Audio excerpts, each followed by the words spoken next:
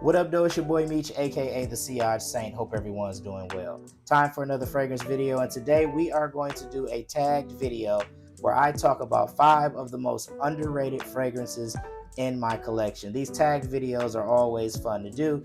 I've seen them floating around here on social media. I was not tagged specifically, but I've taken it upon myself to touch on this topic because I think it's an interesting one. So, 5 of the most underrated fragrances in my collection. Without further ado, let's get into it. All right, so I'm actually going to start this video off with an honorable mention. This fragrance was included in my 5, but I watched Fragrance Fraternity. I think his name is Mike.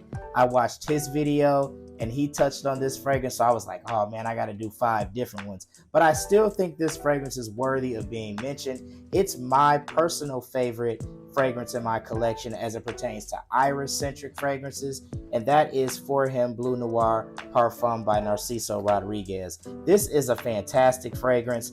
You get that the iris in here is kind of a combination of the lipstick makeup bag iris and then maybe the fresh iris that you get in fragrances like, say, like a Prada L'Homme or something like that. It kind of sits in the middle. It's not super like lipstick or makeup baggy, but it does have that.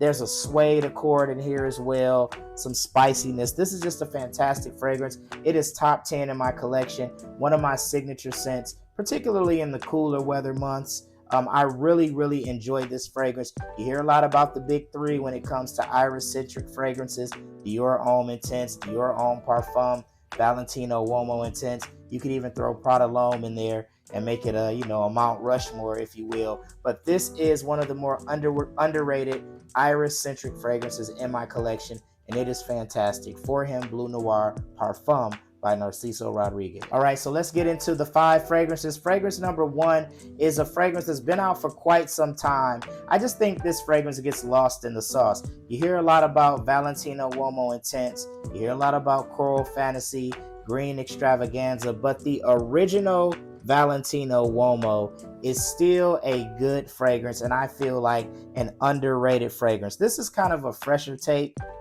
on a gourmand fragrance. There are gourmand notes in here like hazelnut, like chocolate, but you get some citrus at the top, some other notes that just gives this a freshness.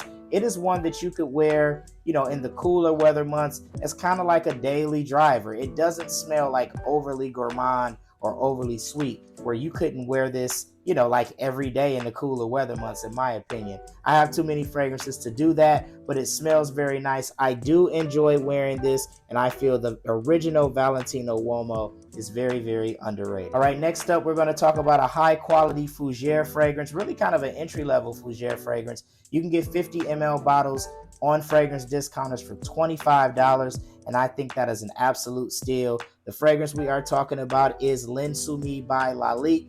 This gets a little bit of love in the fragrance community. I was actually prompted to buy this after watching the review from Justin Copeland, Stay Fresh Productions. Shout out to you.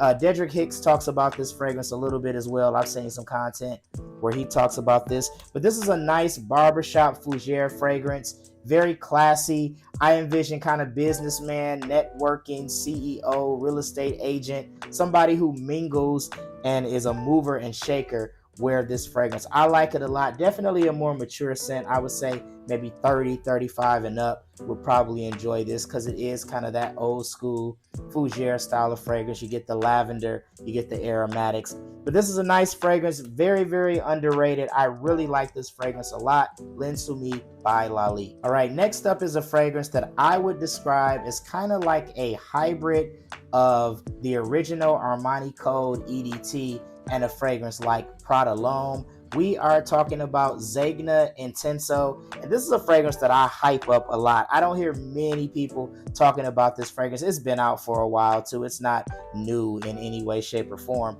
but it does smell nice. It is a clean, fresh fragrance. Kind of smells a lot like, fresh laundry or fresh dryer sheets.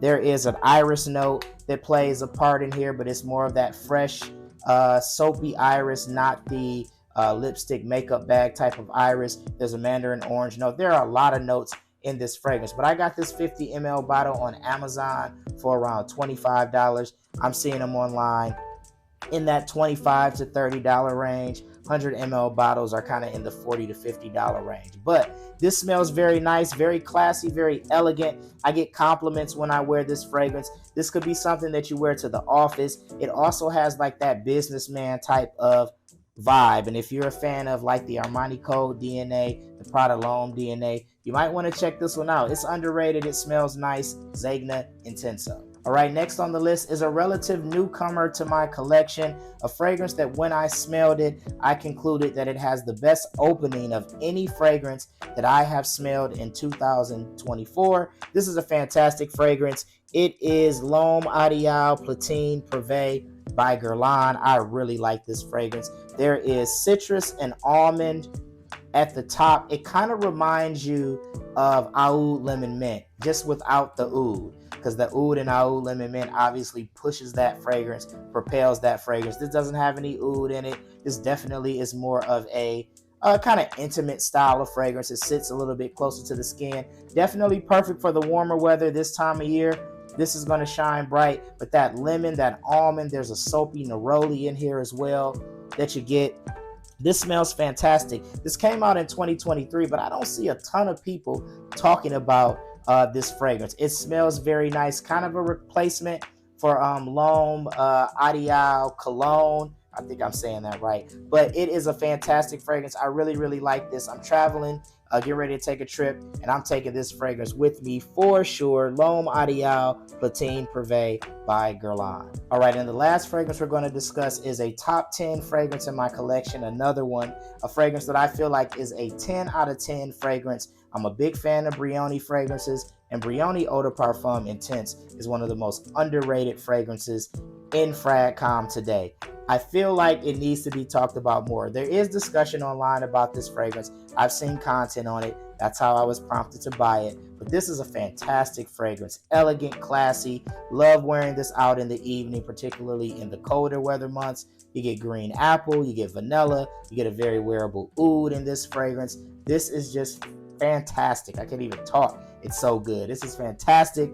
Personifies class and elegance. A beautiful, beautiful fragrance. Brioni Eau de Parfum Intense. Well, there you have it, guys. 5 of the most underrated fragrances in my collection and 1 honorable mention. I'm going to go ahead and tag a few people because I would love to see what they have as far as underrated fragrances in their collection. So my man BT Scents, shout out to you, BT. I'm going to tag you. My man Dwayne, DMS Scents, I'm going to tag you as well. And then the Scent Bubble, my man from the Scent Bubble, been watching his content recently.